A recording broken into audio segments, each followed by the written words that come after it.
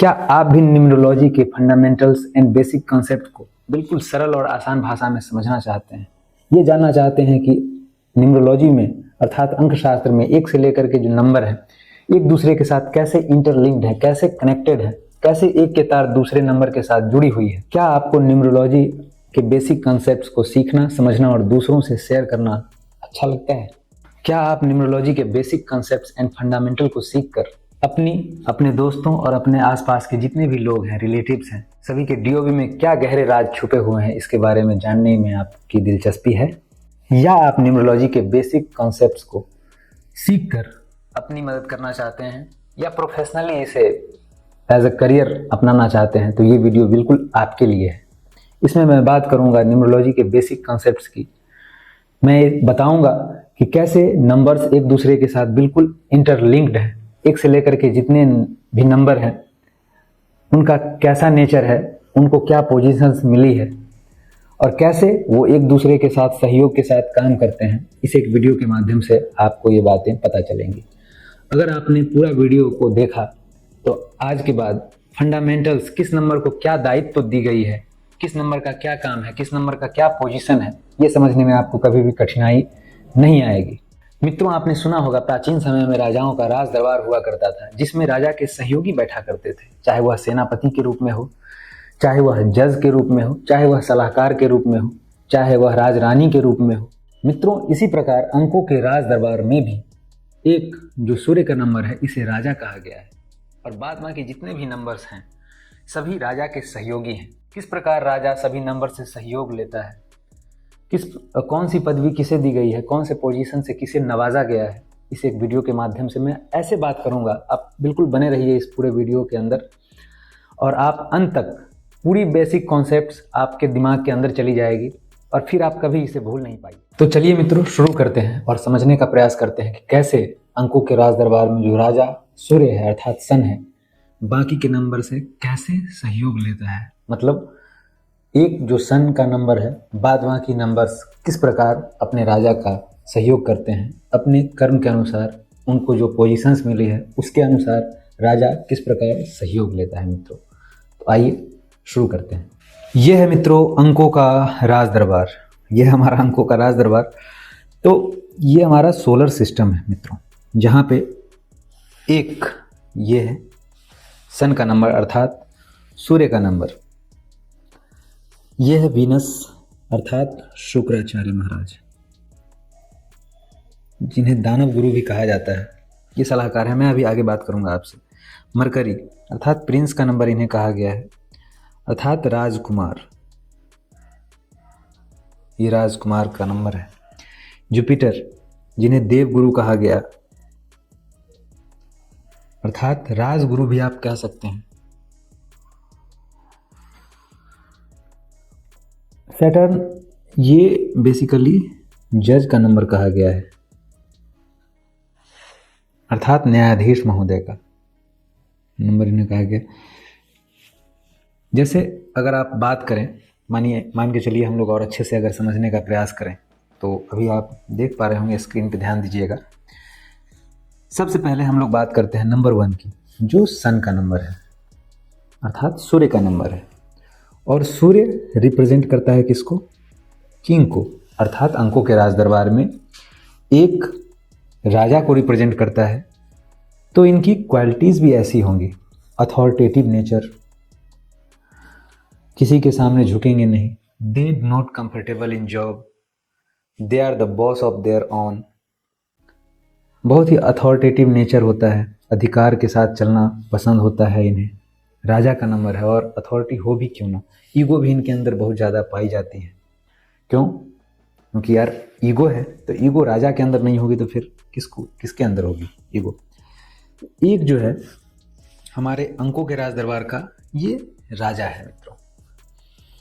बाद बाकी के जितने भी नंबर्स हैं सभी राजा के सहयोगी हैं। राजा किस प्रकार बाकी के नंबर्स जितने हैं उससे सहयोग लेता है, इस वीडियो को बनाने का मेरा यही उद्देश्य है कि आपको आसानी से ये समझ में आ जाए कि बाद बाकी का रोल क्या है न्यूमरोलॉजी में, उसका क्या बिहेव है, उसे क्या कार्यभार दिया गया है बाद बाकी नंबर्स को, राजा को किस प्रकार ये लोग मदद करते हैं ये नंबर्स इससे आपको उनके कैरेक्टर के बारे में भी पता चलेगा, उनका स्वभाव के भी बारे में पता चलेगा, और आगे की वीडियोज़ में मैं डिटेल से बात करूँगा। बेसिकली अभी आप इतना समझ लीजिए कि एक सन का नंबर है, अर्थात राजा का नंबर। जब भी एक नंबर की बात आए तो आपके दिमाग में राजा की छवि बननी चाहिए, जिससे आप बातों को रिलेट कर पाए। अर्थात एक किसका नंबर है? तो राजा अर्थात किंग का नंबर है हमारे अंकों के राज दरबार में। 2 जो रिप्रेजेंट करता है टू मून को, अर्थात चंद्रमा को। चंद्रमा अर्थात क्वीन, अर्थात इसे कहा गया राज रानी, राजा की रानी। अंकों के राज दरबार में 2 किसको रिप्रेजेंट करता है? राज रानी को, अर्थात 2 जब भी आए तो आपके दिमाग में रानी अर्थात राज रानी का छवि बननी चाहिए। अब 2 वाले जो लोग होते हैं बेसिकली आप देखेंगे बड़े ही एट्रैक्टिव लोग होते हैं, फेस इनकी बहुत अच्छी आपको दिखेगी। जैसे मून का बिहेव फ्लिकरिंग होता है, कभी पूरा कभी आधा, तो इनका मूड भी ऐसे ही होता है, फ्लिकरिंग माइंड, मतलब पल में तोला पल में मासा। मूड इनका बिल्कुल बदलते रहता है। आगे मैं डिटेल से बात करूंगा। बहुत ही इमोशनल होते हैं, सेंसिटिव लोग होते हैं, अपने आसपास जितने भी लोग हैं उनका सपोर्ट करते हैं, उनका ध्यान रखते हैं एक माँ के समान। खास करके अगर 2 नंबर से रूल्ड अगर आपके घर में 2, 11, 20 या 29, अगर किसी डेट ऑफ इनमें से कोई डेट ऑफ बर्थ है आपके घर में, अगर कोई ऐसे व्यक्ति हैं जिनका डेट ऑफ बर्थ किसी भी महीने के 2, 11, 20 और 29 को हुआ है, तो देखेंगे ये लोग आपके बहुत ज़्यादा ध्यान रखें। खास करके अगर कोई बहन है आपकी 2 नंबर से रूल्ड, या आपकी माँ है, बहुत ही सपोर्टिव नेचर इनका होता है। आगे मैं बात करूँगा अच्छे से। अभी आप ये समझ लीजिए कि पोजीशन किसको क्या मिली है।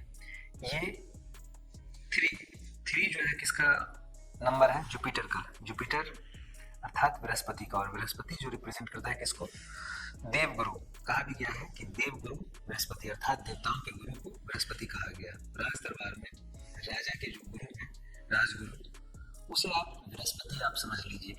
ये सलाहकार के तरह काम करेंगे राजा के लिए, और राजा को ये कैसी सलाह देंगे? तो धर्म, नीति, शास्त्र के अनुसार शिक्षा देंगे। अगर आप बात करें कैरेक्टरिस्टिक्स की 3 से रूल्ड लोगों की, तो जिनका भी जन्म किसी भी महीने के 3, 12 या 21 और 30 को हुआ है, वो लोग 3 से रूल्ड माने जाएंगे, नंबर 3 से रूल्ड माने जाएंगे। तो नंबर 3 से जो भी रूल्ड लोग होंगे, तो नंबर 3 से जो भी लोग रूल्ड होंगे, आप देखना ये लोग इमेजिनेटिव होते हैं, ये लोग क्रिएटिविटी इनके अंदर पाई जाती है। 3 नंबर को नंबर ऑफ नॉलेज भी कहा गया है, नंबर ऑफ प्रीचर कहा गया है, नंबर ऑफ टीचर कहा गया है, नंबर ऑफ हीलर कहा गया है। तो इनमें कई सारी खूबियाँ होती हैं। बेसिकली अभी आप इतना समझ लीजिए कि 3 जो जुपिटर का नंबर है, ये अंकों के राज दरबार में एक सलाहकार की भांति काम करेंगे और राजा को सलाह देंगे, धर्म, नीति से संबंधित शिक्षा और सलाह देंगे। नीति, धर्म, शास्त्र, इससे रिलेटेड जो भी सलाह है कौन देंगे? जुपिटर। अब 4 जो राहु का नंबर है, राहु किसको रिप्रेजेंट करता है? रॉबिन हुड पर्सनैलिटी है, ये विद्रोही स्वभाव है। और राहु जो रिप्रेजेंट करता है राज्य में, आप देखिएगा किसी भी कोई भी राजा के राज्य में जो लोग राजा का विरोध करते हैं, ऐसे लोगों को आप ये कह सकते हैं कि ये लोग राहु का जो रोल है वो रिप्रेजेंट करते हैं, राहु का रोल प्ले करते हैं। किसी भी राज्य में कोई भी राजा हो, अभी जैसे वर्तमान सरकार भी है, तो कई सारे लोग सरकार का विरोध करते हैं, तो उसे ही आप ये समझ लें कि ये लोग राहु को रिप्रेजेंट कर रहे हैं। ये विद्रोह कैसे करेगा भाई? तो राजा अगर प्रजा के हित में कोई नीति लाता है तो राहु राजा की नीति को सपोर्ट करेगा। अगर राजा ऐसी कोई नीति लाता है जो प्रजा के विरोध में हो, जिससे प्रजा को हानि हो, जो प्रजा के हित में नहीं है जो नीति, तो राहु राजा का खुल के विरोध भी दिखाएगा। इसलिए इसे रॉबिन हुड पर्सनैलिटी और विद्रोही स्वभाव कहा गया है। विद्रोही के भूमिका में राहु यहाँ है। तो इससे रूल्ड लोग आप देखिएगा, जिसका भी जन्म किसी भी महीने के 4 तारीख 13 तारीख, 22 तारीख या 31 तारीख को हुई है, तो आप देखना ऐसे लोग बहुत ही ज़्यादा डिसिप्लिन्ड आपको मिलेंगे, ऑर्गेनाइज्ड मिलेंगे। डिसिप्लिन में रहना भी पसंद है इन लोगों को, और डिसिप्लिन दूसरों से भी डिसिप्लिन मनवाना या दूसरों से भी ये रखेंगे, ये आशा रखेंगे कि सामने वाला आदमी भी डिसिप्लिन में रहे। तो ऐसी प्रवृत्ति ऐसे लोगों की और भी कई सारे कैरेक्टरिस्टिक्स हैं जो मैं आगे के वीडियोज़ में बात करूँगा।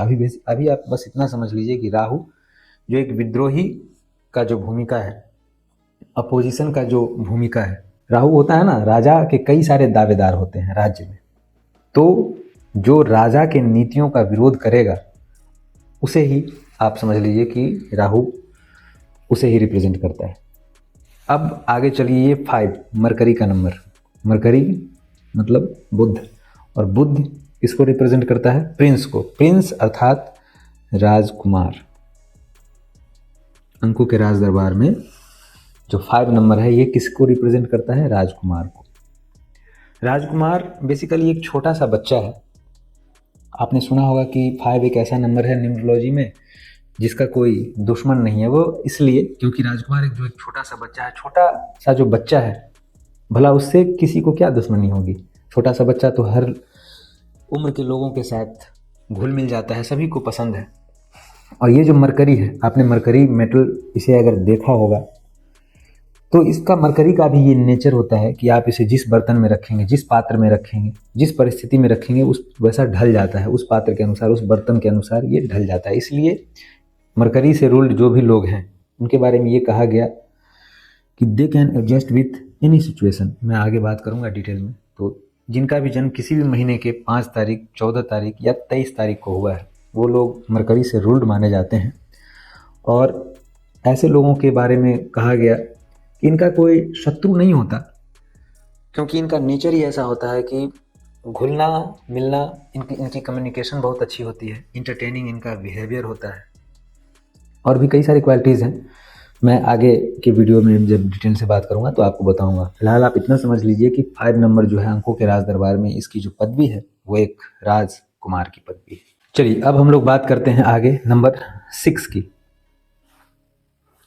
अंकों के राज दरबार में जो 6 का मतलब होता है वीनस। 6 किसको दिखाता है, दर्शाता है? वीनस को। वीनस अर्थात शुक्र, अर्थात शुक्राचार्य।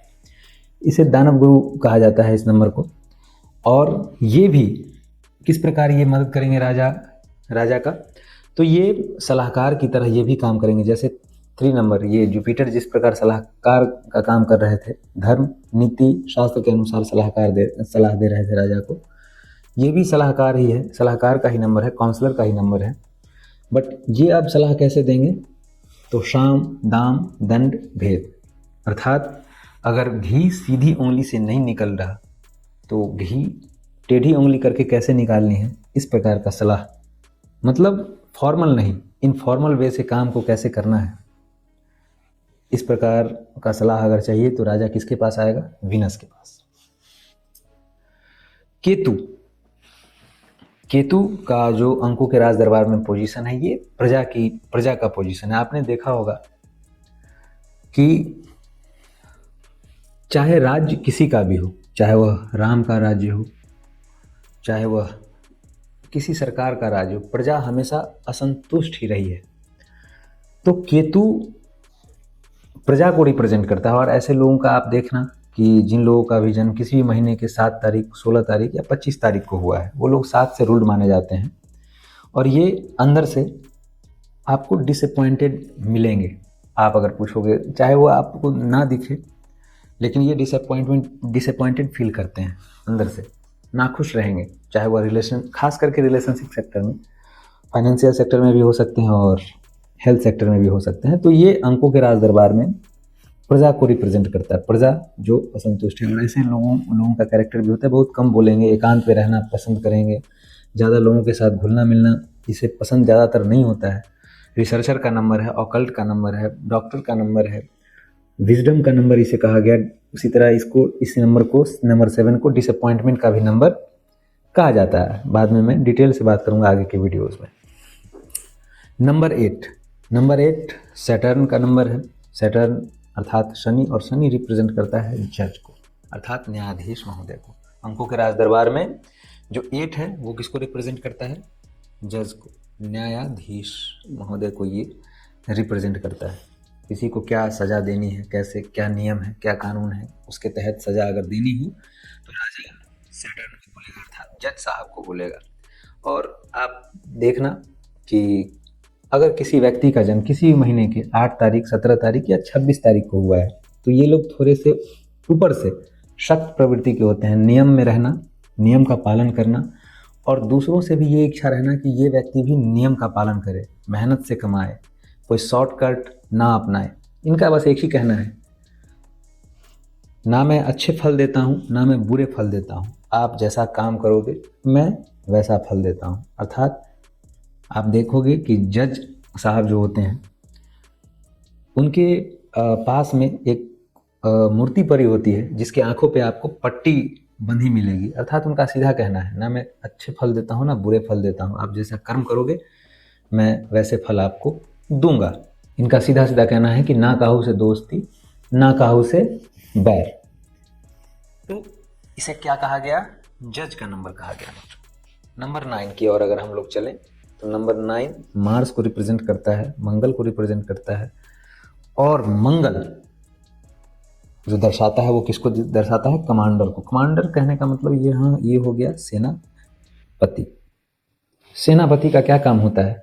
राजा का जो शासन क्षेत्र है, राजा का जो राज्य है, उसकी सीमा को सुरक्षित रखना, बाहरी कोई आक्रमणकारी आके राजा के संपत्ति को ना हड़प ले, उसकी सीमा को सुरक्षित रखने का कार्य जो है सेनापति महोदय का है। तो उस काम को करने की जिम्मेवारी भी इन्हीं की है। अर्थात सुरक्षा व्यवस्था बनाए रखना नंबर 9 अर्थात कमांडर का काम है। तो जो लोग भी किसी भी महीने की 9 तारीख, 18 तारीख या 27 तारीख को जिनका भी जन्म हुआ है, आप देखना इनके बातों से आपको एग्रेशन दिखेगा, इनकी बातों में ही आपको एग्रेशन दिख जाएगा।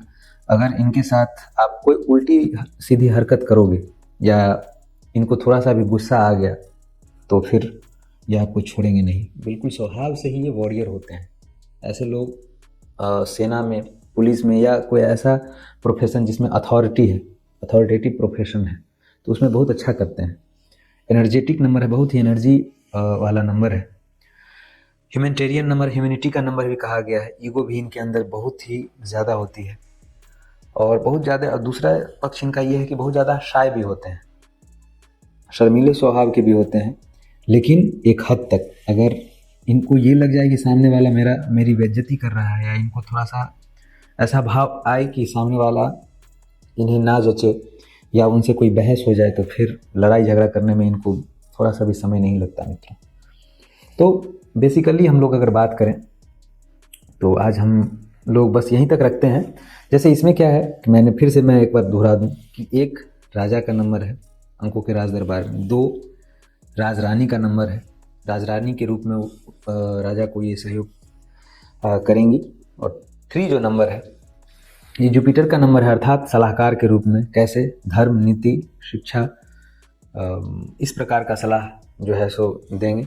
राहु अर्थात ये रॉबिनहुड का नंबर है और एक विद्रोही, जो राजा का विद्रोही होता है, राजा का जो विद्रोह करेगा, राजा की नीति को जो विद्रोह करेगा उसे राहु के अंतर्गत रखा गया। अर्थात कहा गया, ऐसे लोगों को कहा जाएगा कि ये किसे रिप्रेजेंट करता है? राहु को। मतलब ऐसे लोगों को कहा जाएगा कि ये राहु की भूमिका में है। 5 मरकरी का नंबर है, अर्थात राजकुमार के रूप में राजा का सहयोग ये करेंगे। 6 वीनस का नंबर है, जो कैसी सलाह देंगे मैंने बताया आपको, शाम दाम दंड भेद से अगर सलाह अगर लेनी है तो वीनस के पास जाएंगे राजा। केतु जो प्रजा को रिप्रेजेंट करती है, कैसी प्रजा? जो संतुष्ट नहीं होती कभी। 8 सैटर्न अर्थात न्यायाधीश महोदय, किसी को नियम के अनुसार सलाह देना है, कानून के अनुसार सजा देना है, तो राजा किससे सलाह लेगा फिर उस स्थिति में? न्यायाधीश से। 9 अर्थात कमांडर अर्थात मंगल का नंबर है। मंगल मतलब सेनापति का नंबर है मित्रों। आगे के वीडियोज़ में मैं नंबर 1 से लेकर के नंबर 9 तक के जो कैरेक्टर्स हैं उसके बारे में बात करूँगा। आप बिल्कुल सब्सक्राइब करके रखें मेरे इस चैनल को, क्योंकि इस चैनल के माध्यम से मैं ऐसे वीडियोस आप सभी के बीच लाऊंगा जिससे आप सभी न्यूमरोलॉजी के फंडामेंटल्स और बेसिक कंसेप्ट को आसानी से समझ पाएँ, इसलिए मैंने ये चैनल आप सभी के बीच लाया है। तो तब जब तक मैं फिर से हाज़िर होता हूँ एक नई लर्निंग के साथ, तब तक के लिए आप सभी का बहुत बहुत धन्यवाद। Many thanks to all of you. Thank you very much.